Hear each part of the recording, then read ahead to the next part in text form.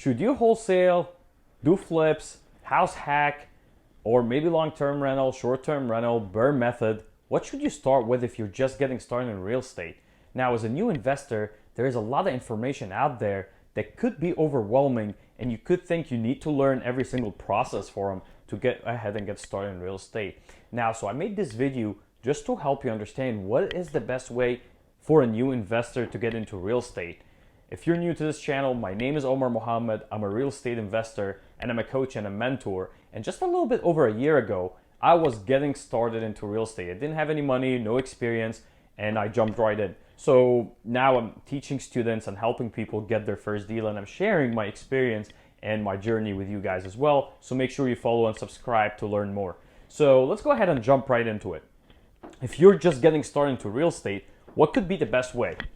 Right? Because again, there's so much information out there and it could be literally overwhelming. You might think the way to go is flipping because somebody's posting about flipping with no money. Somebody's saying wholesale and showing checks of 35K, and all this is just getting your mind thinking. And to learn all that when you're just getting started is absolutely tough. It's really hard. I don't know a whole lot of people that, did that. So for me, when I was getting started, I started with wholesaling. That's all what I knew then. I didn't know much about real estate. That's just a little bit over a year ago. But somebody told me, hey, if you have good sales skills, if you can find deals and negotiate them at a good discounted price, I will buy them. And that's literally was my start. But then that got me to learn once they buy it, what they do with it. And then that's where I wanted to invest. But I didn't have any money to invest. Yes, I made few checks from wholesaling, but it definitely wasn't like 80K or 50K or anything like that to go ahead and get started in real estate. So I had to start thinking about creative way. So if you're in the same position and you're just getting started, here's what you need to do. Go ahead, grab a pen and paper. I'm a big fan of writing things down if you want to plan it. By writing things down, your brain automatically trying to look for a solution. It's crazy.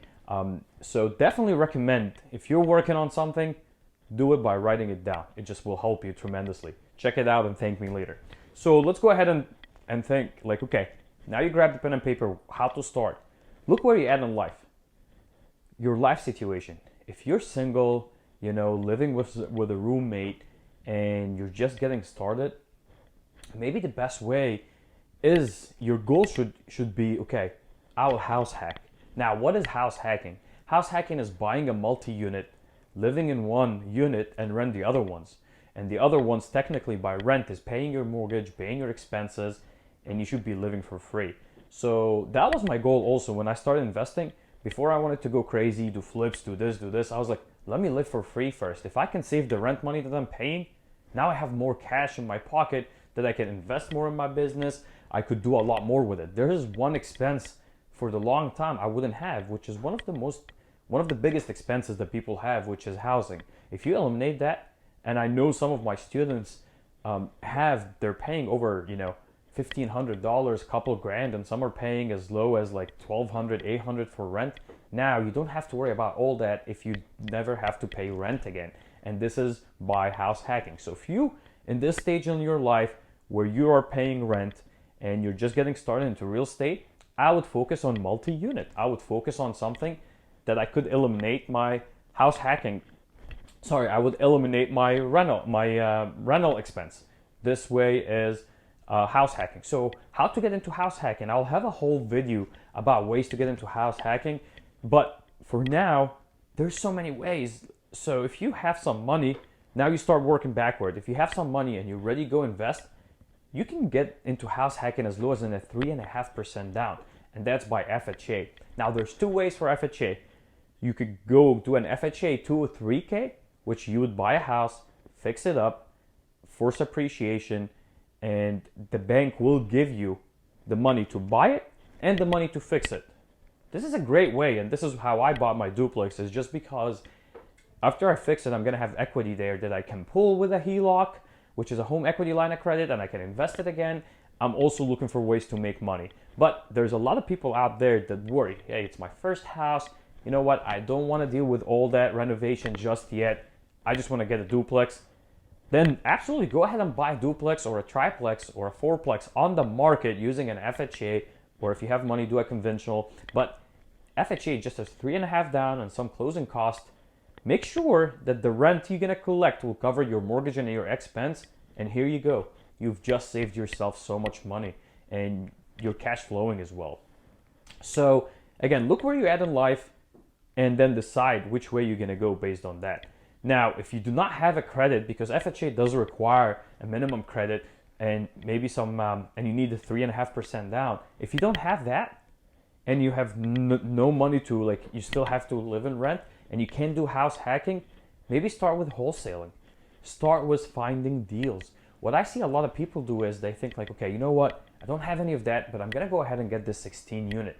And then they get burned out because they face challenges with financing. I'm not saying, like, stop your dreams. No, absolutely, go after your dreams. I jumped in, within 6 months from buying my first one, I bought 2 more. So I bought 3 in 6 months. So I say jump in, but know what you're doing, right? But here's how I did it. I did a 2 or 3, I did a seller finance, and I did a hard money and a burr. So all these worked for me. My friends or people or investors that I made, none of them were doing what I'm doing. They were just using their cash. Some of them were flipping, but that fit their lifestyle at that point.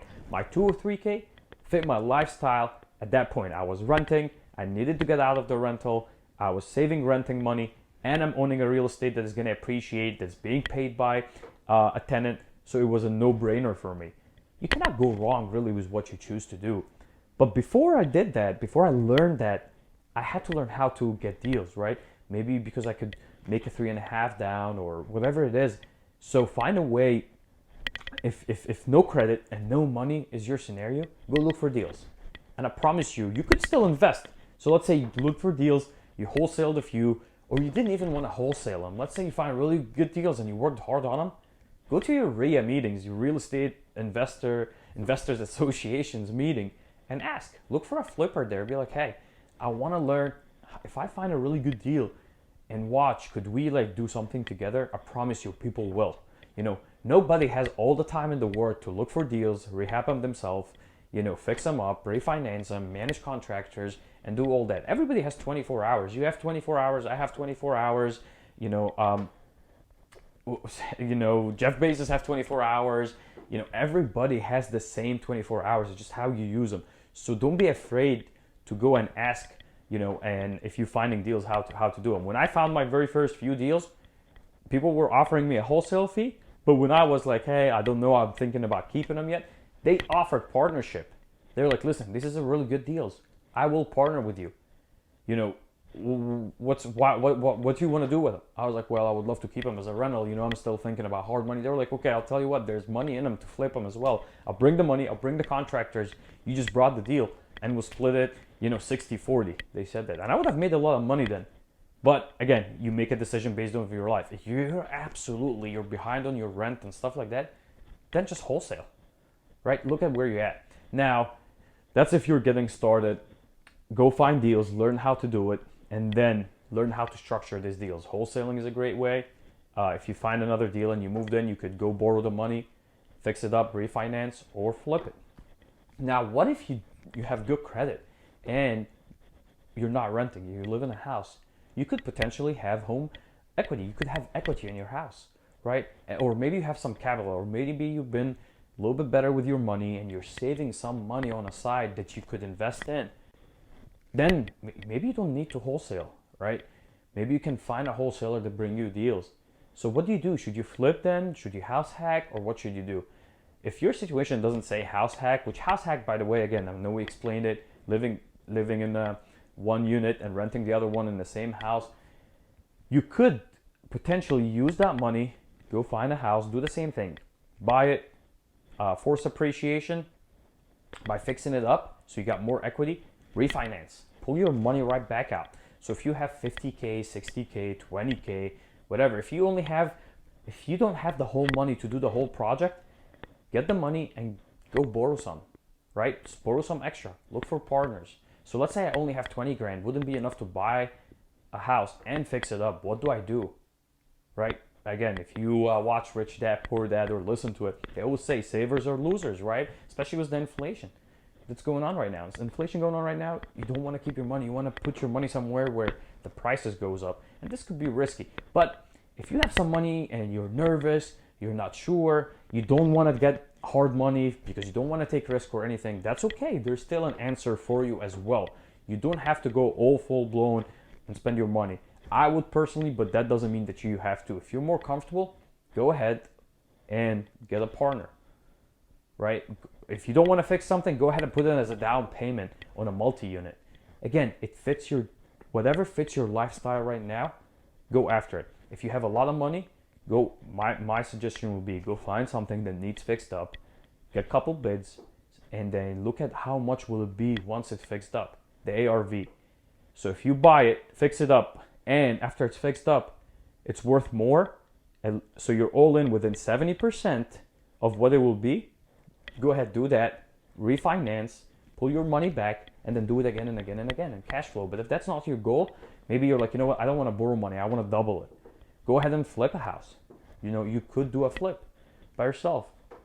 So there's no one right answer. The best answer is where you at in life and start there. Maybe you need to get out of rent.